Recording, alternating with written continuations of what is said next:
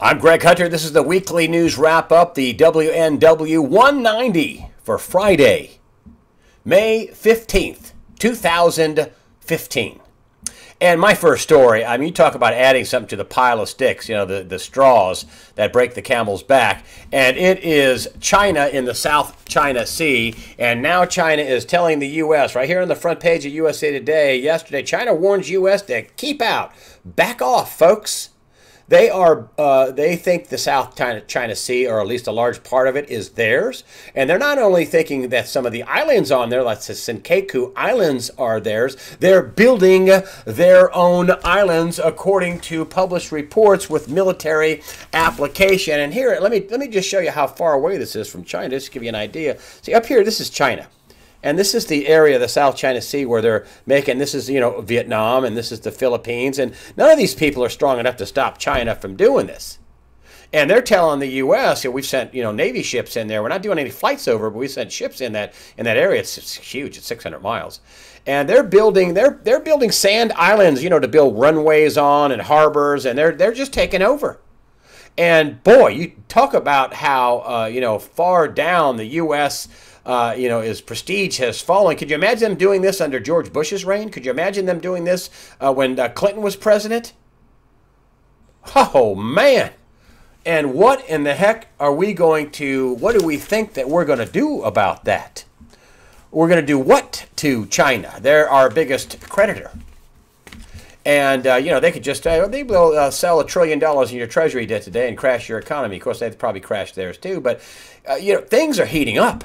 This is just nothing but bad news. I don't see how anything in this, you know, comes out good, how there could be anything good. There are some good news, I say some, and that's John Kerry was sent over by the president to talk to Vladimir Putin in Russia, Sochi, Russia. It's funny, that's where the Olympic Games were, and that's when, you know, that the U.S. Basically sponsored a coup in Kiev during the Olympic Games. But they're talking in Sochi, and they're talking about a variety of issues, you know, the Iran nuclear deal, but one of the big topics they're talking about is the ceasefire, to get a meaningful ceasefire in Ukraine.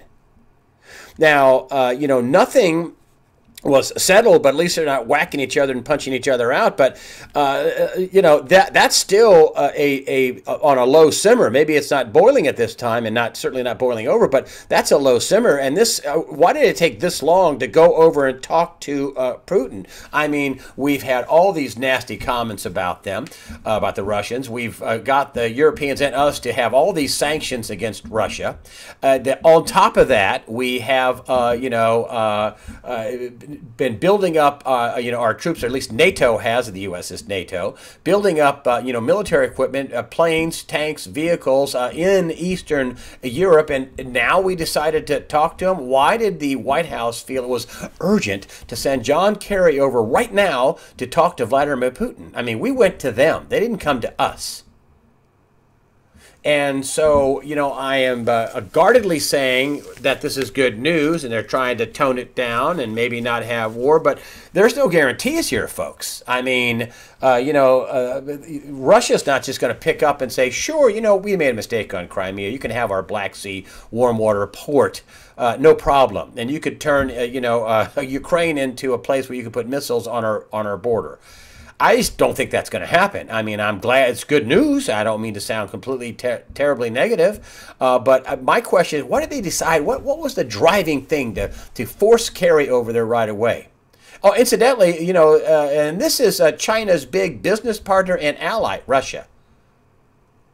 And so are they asking Russia to intercede in the South China Sea? Are they trying to avoid war? I mean, Russia was flying all these missions, you know, which is pretty spooky, probing our air defenses in North America, probing the NATO air defenses, probing the defenses around the UK. I mean, this is pretty provocative.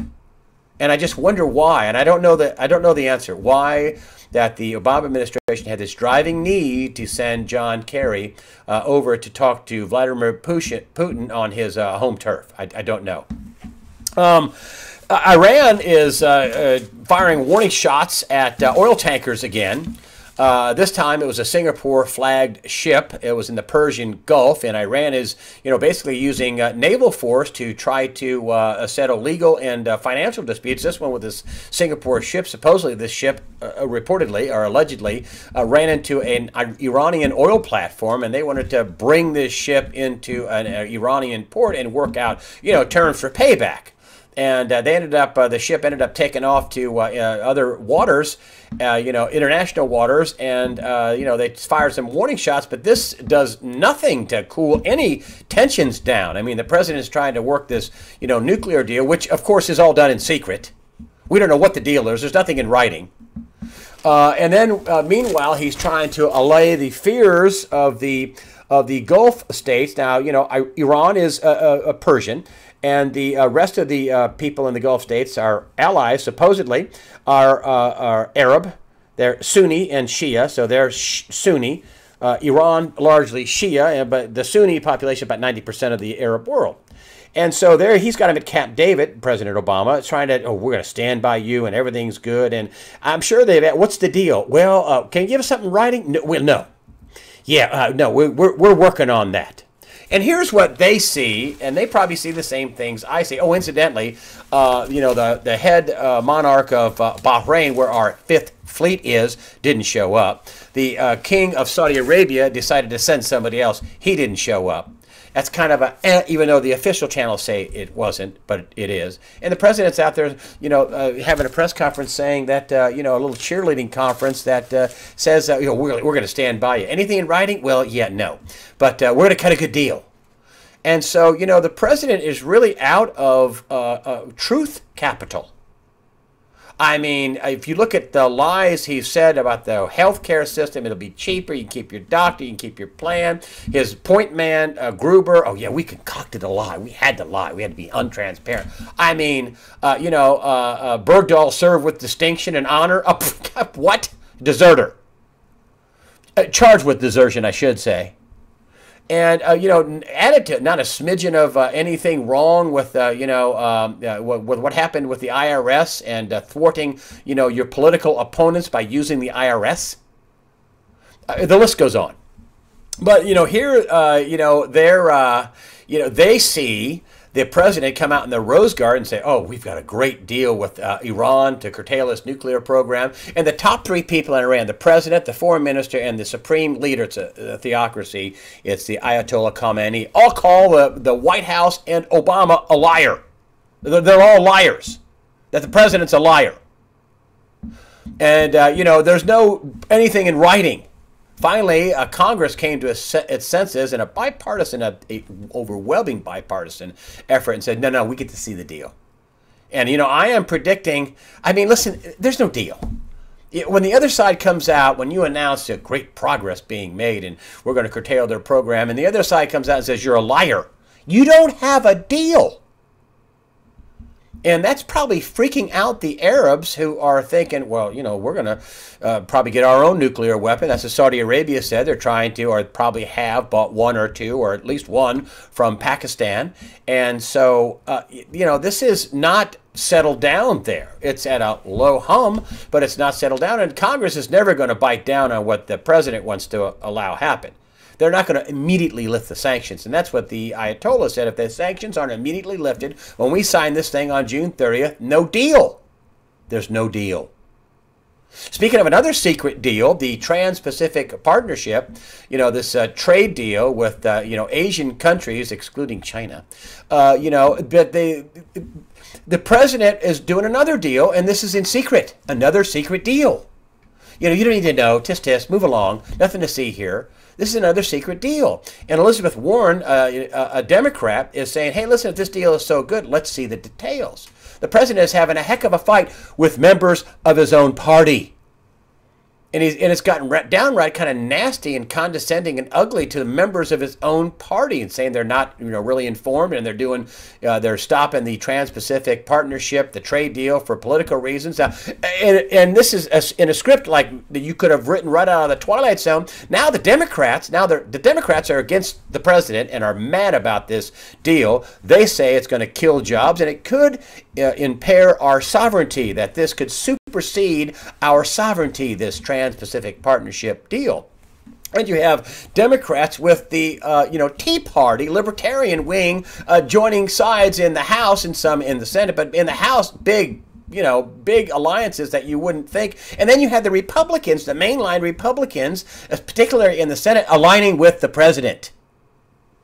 Huh? Listen, if this many Democrats think this is a bad deal, now the Republicans say, oh, this is going to be a boom for, growth and trade, and it's going to be wonderful. And if this many Democrats are willing to step up against the leader of their party and say, no, and I'm with Warren, and I'm not with her on a lot of stuff, but when she says, hey, if it's such a great deal, let's see what the details are. No secret deals, and then vote it up or down at the end of the deal, which the Republicans have the majority, and they love this thing, and, that you can't change it. And the Democrats are saying, no, we want to change it. We want input on the way in, not after it's all done. Oh, vote for it and see what's in it, or whatever, the famous Nancy Pelosi thing. But, they'll see what's in it, but they'll either vote it up or down and be villainized for voting it down. But the president has been downright nasty to members of his own party over standing in the way of this, and the fight is nowhere near over. They got about a win for the Democrats and a win for the Republicans right now, but it's still nowhere over at this point. I'm telling you, this is a script right out of the Twilight Zone. It's really quite unbelievable. Next up is a story about the economy, and I just want to talk about the sinking dollar and rising gold. I mean, the cat's out of the bag in terms of interest rates, and that they can't raise rates. They can't. If they raise rates, they kill the economy. But rates have been rising anyway.